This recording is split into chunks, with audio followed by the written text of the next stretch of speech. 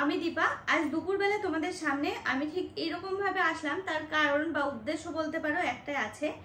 সকালবেলা আমি যে ভিডিওটা পোস্ট করি, এমনকি এখন যে ভিডিওটাই পোস্ট করি না কেন, তোমরা হয়তো ভাবো আমি একটা টেনশনের মধ্যে রয়েছি, তবে টেনশনটা কি তোমরা বুঝতে পারো না, কারণ আমি সে ব্যাপারটা ক্লিয়ার করিনি, এখনো পর্যন্ত করি না।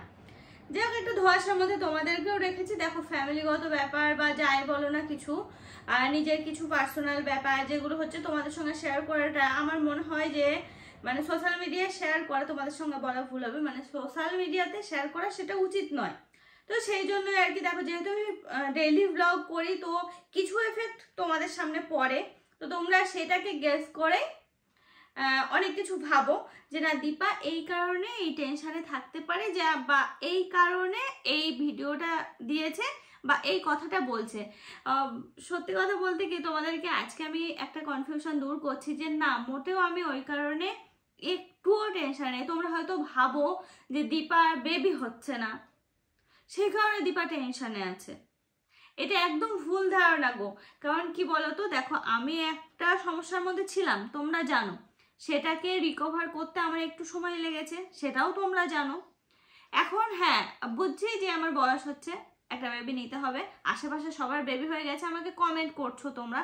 দেখো কার কি হলো না হলো, আমার তো সেটা দেখে কোনো লাভ নেই, বলো। আমার জীবন আমি কিভাবে সামনের দিকে এগিয়ে নিয়ে যাব, আমি কিভাবে নিয়ে গেলে আমার সেই রাস্তাটা স্মুথ হবে, আমাকে তো সেটা ভাবতে হবে। আমি তো অন্যের দিকে তাকিয়ে আমি আমার জীবনের কি বলবো, সেই রাস্তাটা আমি বেছে নিতে পারি না, না?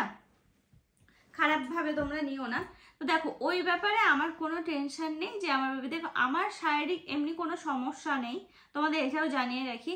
আর মানে বিশেষ কথা হলো কি, বড় কথা হলো কি, এখনকার দিনে চিকিৎসা ব্যবস্থা অনেক উন্নত।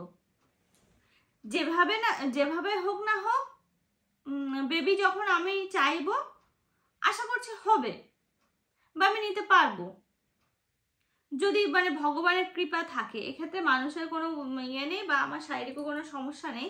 তো সেক্ষেত্রে বলবো, যদি ভগবান কৃপা করে, যখন চাইবো তখন আশা করছি হবে। কিন্তু কি বলো তো, তোমরা যেটা মানে তোমরা বুঝতে পারো না, হয়তো ভাবো যে দীপা এই সমস্ত সমস্যায় রয়েছে। না, এই সমস্যায় না, সমস্যা হচ্ছে অন্য জায়গায়, নিজের পার্সোনাল কিছু ব্যাপার আছে। ওই যে বললাম না, যে ক্ষেত্রে আমি চাইবো যে আমি যাকে জন্ম দেব বা আমার অর্পণের মধ্যে যে আসবে, সে যেন স্মুথভাবে এগিয়ে যেতে পারে, তার জীবনে যেন কোনো রকম কোনো সমস্যা না থাকে, সে যেন কোনো দিক দিয়ে বা আমরা যেন কোনো রকম উল্টোপাল্টা কোনো কিছু ফেস না করি। তো সেই রাস্তাটা আগে চেষ্টা করছি আমরা স্মুথ করার, তারপরে একটা ফ্যামিলি প্ল্যানিং এর ব্যাপারে ভাববো। তো দেখো, এখনো হয়তো বলবে এখনো তোমরা সেই একই ডায়লগ দিয়ে যাচ্ছ, একই কথা বলছো। হ্যাঁ, মাঝে মাঝে মনে হয় যে না, আমাদের রাস্তাটা স্মুথ হয়েছে, তখন যেন মনে হয় যে না, সবকিছু ঠিক আছে। তারপরে আবার কিছুদিন পরে তখন মনে হয় যে না, এই অবস্থাতে আমরা ওই ডিসিশনটা নিতে পারি না, এখনো সময় আছে, সামনে অনেক দিন আছে। তার ছাড়াও এখন হচ্ছে অনেক উন্নত চিকিৎসা ব্যবস্থা, এটাকে মাথায় রেখে না আমরা এগোচ্ছি, যাতে রাস্তাটা স্মুথ হয়, আমাদের জীবনে যাতে কোনো রকম কোনো সমস্যা না থাকে, কোনো দিক দিয়ে কোনো রকম বাধা না হয়, আমরা যেন মেন্টালি ঠিকঠাক থাকি। বুঝতে পারছো, অনেক কিছু, অনেক স্ট্রেসের মধ্যে দিয়ে গেছি কিছুদিন আগে, তারপরে নানান রকম সমস্যা, এখনও যে সব কিছু ক্লিয়ার হয়েছে তা না, তো সব কিছু তোমাদের সঙ্গে শেয়ার করাটা ঠিক না বা করতেও পারি না। তো আমি চাইবো আমার মাথাটা আগে ঠিক হোক, আমি আগে ঠিক হই, তারপরে ওই সমস্ত কিছু ভাবনা চিন্তা। তোমরা আমাকে অনেক সাপোর্ট করো, অনেক ভালোবাসো, আমি জানি। অনেকে অনেক কথা মানে বলছো যে দীপা এখানে এই ডক্টর আছে, ওখানে ওই ডক্টর আছে, সেখানে ওই ডক্টর আছে। দেখো, আজ আমি আমি বলতে পারি, হ্যাঁ, আজ আমার চোখের সামনে দুজনার বেবি হয়েছে। আমার মানে কি বলবো, আমি যে ডক্টরকে বলেছি যে না এই ডক্টর, বা তারা আমার কাছ থেকে অ্যাড্রেস নিয়ে গেছে যে ওই ডক্টরের কাছে যাব, তো সেরকম দুজন আমার চোখের সামনে মোটামুটি 1-2 মাস মতো মেডিসিন অ্যাপ্লাই করার পরে তারা কনসিভ করে। দেখো, আমি নিজে জানি যে হয়তো ওখানে গেলে একটা সুরাহা পাবো, তো সেরকম একটা যখন সিচুয়েশন হবে, তখন আমি সেই রাস্তাটা দেখব। তবে আশা করছি সেই দিনটা খুব তাড়াতাড়ি আসবে, তোমাদেরকে জানাতে পারবে। তবে কি জানো, আমাদের মধ্যে যে সমস্যাটা রয়েছে সেটা অন্যরকম, অন্য কিছু, কিন্তু তোমরা অন্য কিছু ভাবছো যে আমাদের বেবি হচ্ছে না বলে আমরা কষ্ট পাচ্ছি।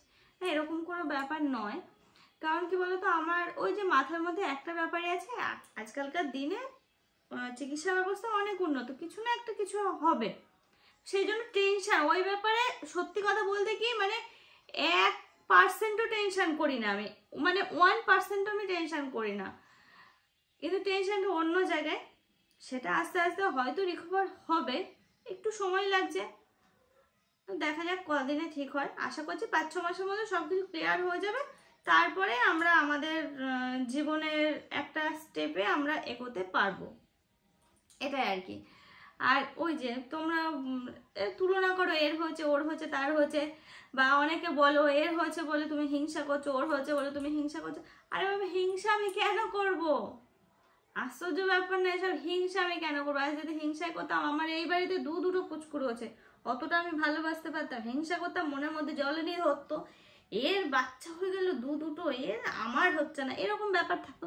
কিন্তু আমি তো জানি আমার শারীরিক কন্ডিশন বলো বা অন্যান্য কিছু, যে না আমি কোন পজিশনে আছি, আমি কোন সিচুয়েশনে আছি, আমার কোনটা কি করলে মোটামুটি আমার বেটার হবে, সেটা বুঝে আমার মধ্যে ওই বাচ্চা নিয়ে যদি কেউ যদি বলে হিংসা করছে বা কিছু, তাদের পুরোপুরি ভুল ধারণা। তারা আমাকে চেনেই না, সত্যি সত্যি তারা আমাকে চেনেই না।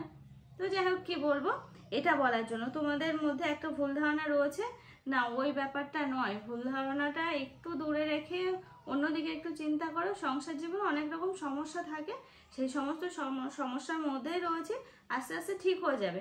ঠিক হয়ে গেলে তোমাদেরকে সুখবর আশা করছি দিতে পারবো।